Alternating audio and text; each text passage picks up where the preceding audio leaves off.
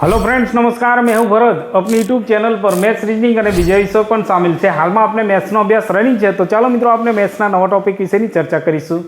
तो जो मित्रों आज आपने मैथ्सनी अंदर जोवाना छे भागु सभा, एटले के आपने गुजराती में आपने एने टूंक में ओळखीए छे भागु सभा, बरोबर। एने आपने पूरा नामथी ओळखीए छे भागाकार, गुणाकार, सरवाळो ने बादबाकी, बराबर। एने ज आपने इंग्लिश में बोर्ड मास तरीके ओळखीए छे। तो जो मित्रों आपने सौप्रथम चैप्टरनी शुरुआत करता पहला आपने आ बंने शब्दों विषे आपने पूरेपूरी माहिती मेळवीए, बरोबर, जेथी करीने तमने आखा चैप्टरनी संपूर्ण समजूती मळी जशे, बरोबर। अने जो मित्रों आ चैप्टर जवाहर नवोदय तैयारी करता विद्यार्थीओ माटे छे अने जे आपने आ उदाहरण लीधो छे ए हालनी एक्जाम में पूछायेलो छे, बरोबर। नवोदयनी अंदर 2025 में पूछायेलो छे। तो जो मित्रों आ एक ज उदाहरणथी तमने संपूर्ण चैप्टरनी अहींया माहिती मळवानी छे। नवोदयनी तैयारी करता दरेक विद्यार्थीओ माटे आ चैप्टर छे, जेम के धोरण 5, धोरण 8 तेमज 11 माटे पण छे, बरोबर। तो जो मित्रों तमे एक वखत आ चैप्टर पूरेपूरुं जोजो, तमने 100% समझ पड़शे, बराबर। तो चलो मित्रों आपने स्टार्ट करिए। तो जो मित्रों आपने दाखलो गणता पहला सर्वप्रथम आपने आ शब्दों विषे समझिए, बरोबर।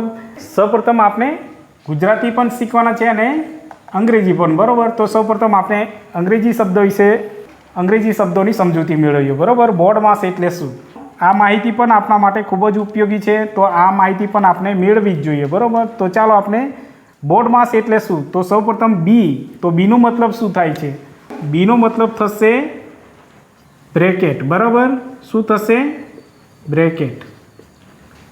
चालो ए ज रीतना ब्रेकेटना प्रकारो आपने थोड़ी वार पछी जोईशुं, बराबर। चालो बीजा नंबर पर शुं छे? ओ। तो ओ नो मतलब शुं थशे? तो जो मित्रों ओ नो मतलब ऑफ का तो पछी ऑर्डर थशे। शुं थशे? ऑर्डर, बराबर। चालो ए ज रीतना डी नो मतलब आपने जोईए, तो डी नो मतलब डिविजन थशे। शुं थशे? डिविजन, बराबर, डिविजन।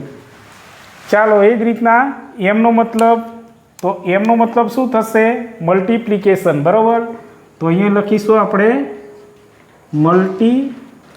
मल्टीप्लिकेशन, बराबर, मल्टीप्लिकेशन। चालो ए ज रीतना आपणे एनो मतलब जोईशुं, तो एनो मतलब शुं थशे? एडिशन। शुं थशे? एडिशन, बराबर। चालो एस नो मतलब, तो एस नो मतलब थशे सब्ट्रेक्शन, बराबर। तो अहींया आपणे लखीशुं सब्ट्रेक्शन, बराबर। तो जो मित्रों हवे आना मतलब आपने समझिए आ शब्दोना। तो जो ब्रेकेट, तो जो मित्रों सर्वप्रथम आपने दाखलो गणवानो होय छे, तो ब्रेकेट पण होय छे, बरोबर। तो सर्वप्रथम आपने कयुं ब्रेकेट होय छे? रेखा कौंस, बराबर। आवो कौंस हशे, रेखा कौंस। पछी एमथी नानो कौंस हशे, कौंसने ज ब्रेकेट कहेवाय छे, बरोबर। चालो सर्वप्रथम आवशे रेखा कौंस, पछी नानो कौंस, पछी आवशे सगड़ियो कौंस, बराबर, पछी आवशे मोटो कौंस। तो जो मित्रों आपने सर्वप्रथम आवी रकम आपेली होय, तो सर्वप्रथम आपने दाखलो क्यांथी गणवानो छे? तो आ रेखा कौंस आपेलो होय तो आपने आने पहला गणीशुं, बराबर। आने पहला नंबरे गणीशुं, बीजा नंबरे नानो कौंस उकेलीशुं, त्यारबाद तीजा नंबरे छगड़ियो कौंस अने चौथा नंबरे मोटा कौंसने उकेलीशुं, बराबर। चौथा नंबरे मोटो कौंस। आ रीतना दाखलो गणवानो छे। पछी जो मित्रों अहींया ऑफ का तो ऑर्डर, एनो मतलब शुं थशे? ना हशे। गुजराती में आ रीतना रकम आपेली हशे अने वच्चे ना शब्दो हशे, त्यां आपणे शुं करवानुं छे? गुणाकार करवानो छे। शुं करवानो छे? गुणाकार, बराबर।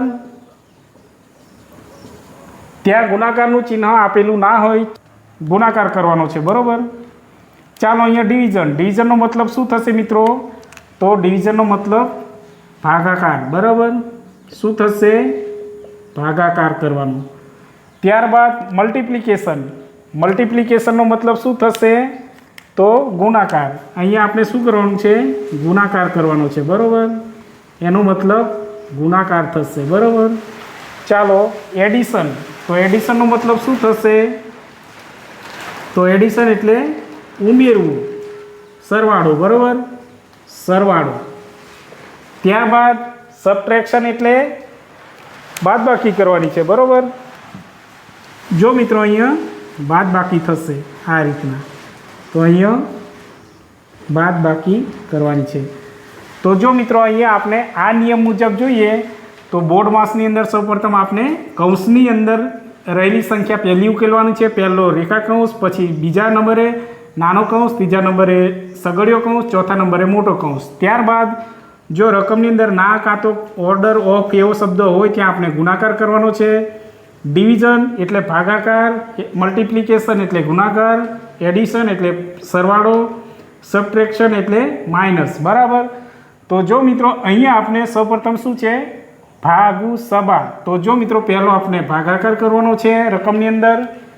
જો દાખલાની અંદર સૌપ્રથમ આપણે ભાગાકાર કરીશું, ત્યારબાદ ગુણાકાર કરીશું, ત્યારબાદ સરવાળો, ત્યારબાદ માઇનસ, છેલ્લે માઇનસ કરવાનું છે, બરાબર.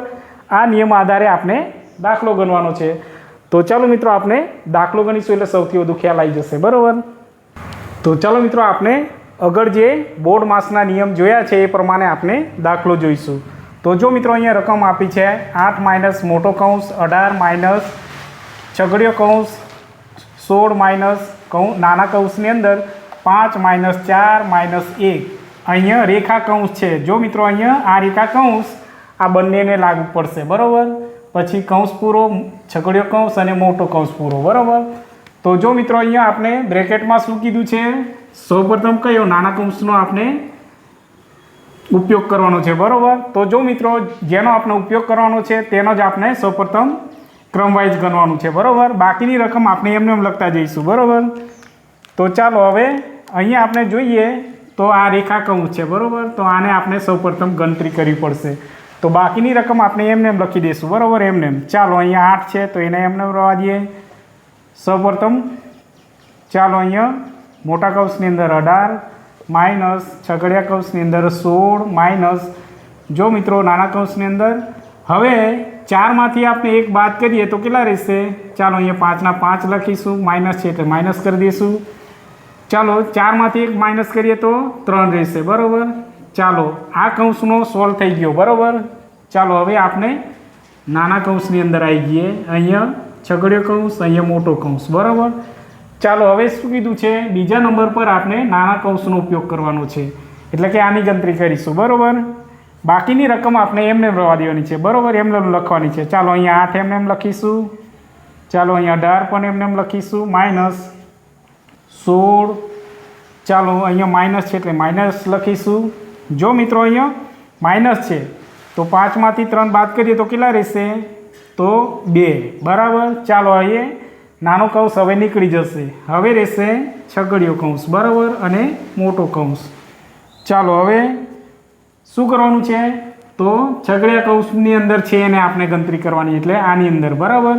તો જો મિત્રો હવે બીજી રકમને આપણે એમને રાખવાની છે, બરાબર. ચાલો અહીંયા 18 માઇનસ ચાલો છગડીયા કૌંસની અંદર આ 2 રકમ છે એનો આપણે ઉપયોગ કરવાનો છે. 16માંથી 2 જાય તો કેટલા રહેશે? તો 14. તો આ કૌંસ અહીંયા નીકળી જશે તો અહીંયા 14 રહેશે, બરાબર, મોટા કૌંસમાં આવી જશે. ચાલો હવે સોલ્વ કરવાનું છે આપણે મોટો કૌંસ, બરાબર. તો જો મિત્રો અહીંયા 8ના 8 છે. ચાલો 18માંથી 14 માઇનસ કરીએ તો કેટલા રહેશે? તો 4 રહેશે, બરાબર. ચાલો મોટો કૌંસ નીકળી જશે. ચાલો 8માંથી 4 બાદ કરીએ તો અહીંયા 4 રહેશે, બરાબર. તો આ આપણો ફાઇનલ જવાબ. તો ચાલો મિત્રો આપણે બોર્ડ માસનું પહેલું ઉદાહરણ અહીંયા આપણે પૂરું કરીએ છીએ. હવે મળીશું મિત્રો નેક્સ્ટ પાર્ટની અંદર. અને જો મિત્રો ખાસ તમને આ વિડીયો પસંદ આવે તો 100% તમે લાઇક અને શેર કરજો, તેમજ કોમેન્ટ કરીને કહેજો કે સર આનાથી પણ સારા વિડીયો બીજા બનાવજો, બરાબર. તો ચોક્કસ તમારા માટે હું બનાવીશ. અને જો મિત્રો વિડીયો પસંદ આવે તો લાઇક અને શેર કરજો, તેમજ સબસ્ક્રાઈબ કરવાનું ભૂલતા ના મિત્રો. Thank you.